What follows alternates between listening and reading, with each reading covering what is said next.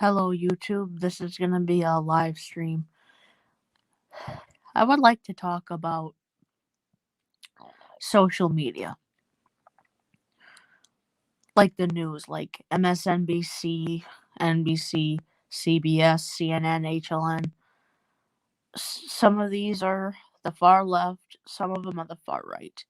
But when there's a story of someone of color or anyone, even someone who's white, who was shot by police who are unarmed or trying to protect themselves against someone who is basically fatally shot, they always twist the story to their own narrative. They don't tell the truth. They make it look like basically the victim's fault. Like with George Floyd. Yeah, he hung out with some very unsavory people. He was a drug addict. He was a petty criminal. What he did in his past was wrong. I get that. But he didn't deserve to have someone's knee on his neck for 9.5 minutes. And finally, the police officer was arrested and charged. 3 consecutive sentences, and he deserves it. I mean, it's like even during the whole trial, his face was just basically blank.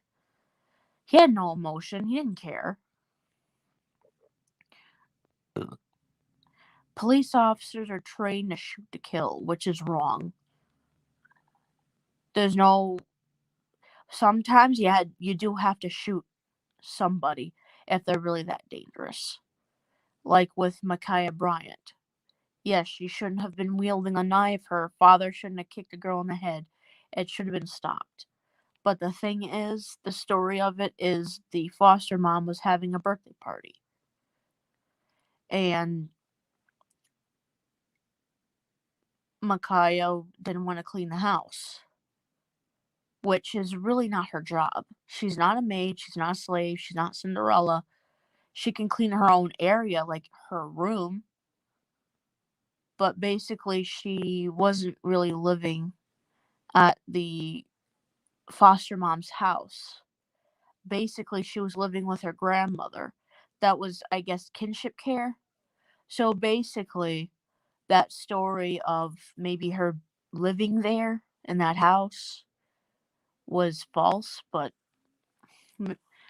or maybe it wasn't, I'm not sure, but she probably was over visiting her grandma at the time, and these young girls, probably the foster mom, called her to rough her up because she refused to clean.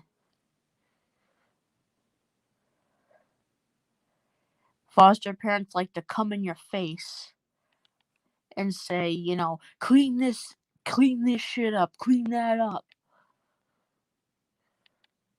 And those two girls were basically bothering her the day before.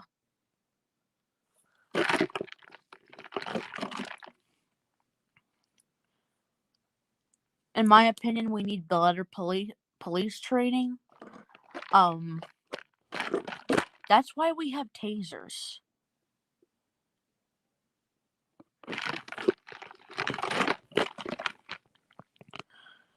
Nobody deserves to be shot and killed. And people are saying that she got what she deserved. How do you think that makes her family feel?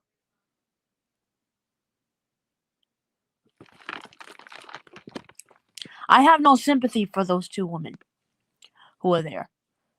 I feel bad that she was almost going to be stabbed in the neck, but that's all the sympathy I feel. To me, she deserved to be arrested. I mean, two grown-ass women were called to rough up a 16-year-old. Even if they were invited to the birthday or not, first of all, when you're a foster parent, you can't just invite anybody over. Even if they're from the foster kids, who knows? Maybe these foster kids are even violenter or more violent. She was defending herself. No matter how you look at it or anything else, no one deserves to be shot.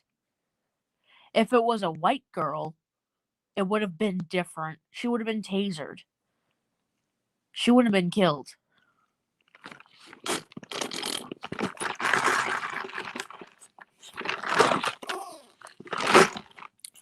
We gotta stop shooting people. And then that poor, guy, I think he was Caucasian, or maybe he may have been mixed. He was shot because he moved an inch. He was white. This was white on white. But still, police brutality, it happens to everyone. They think people who are like lower middle class, people of color, people of religion, or anybody, they think they can abuse. There are good cops out there, but sometimes they just let their partners, who are the bad ones, the bad apples, get away with stuff. They say they have a code of honor. First of all, it's misogynistic, it's bull.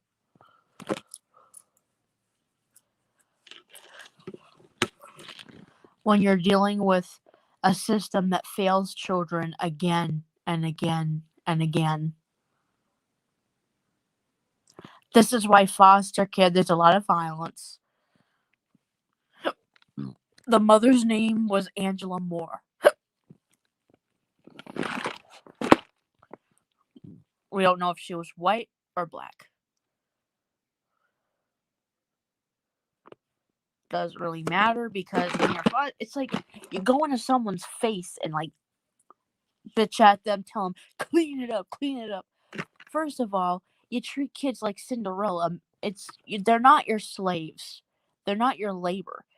They're kids that you're supposed to take care of temporarily until they go home, when their parents, get their shit together. The thing I don't agree with is when someone tells you to kidnap your own kid from visitation. If that's a advocate telling you that, don't listen. It's not gonna happen. Oh.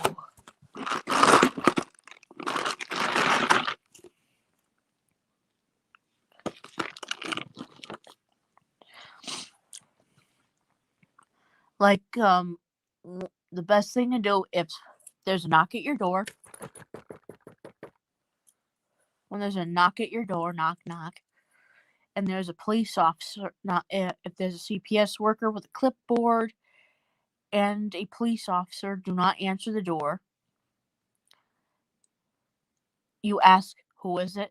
You ask them, what's the allegations? And if they don't tell you, then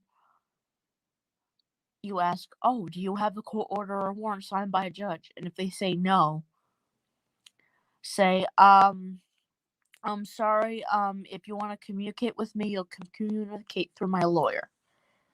Some people already retain a lawyer just in case if something like that happens.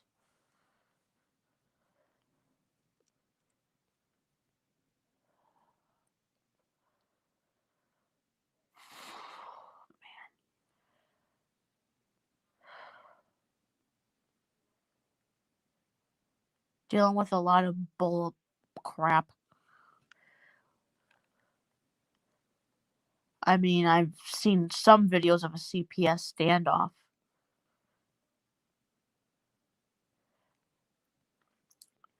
It's when, well, you don't barricade yourself, but you just don't open the door.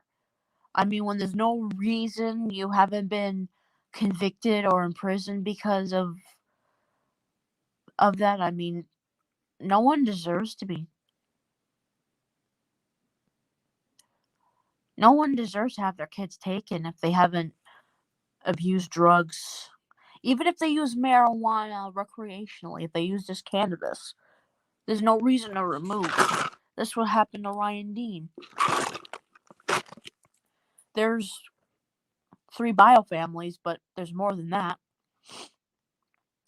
I mean, maybe one side doesn't talk to the other, but it's because of all the drama and the lies that certain unsavory people, certain YouTubers say. I don't want to name names.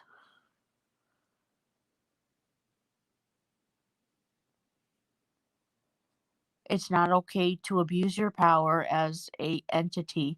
You're supposed to keep the faith. Thank you guys for watching.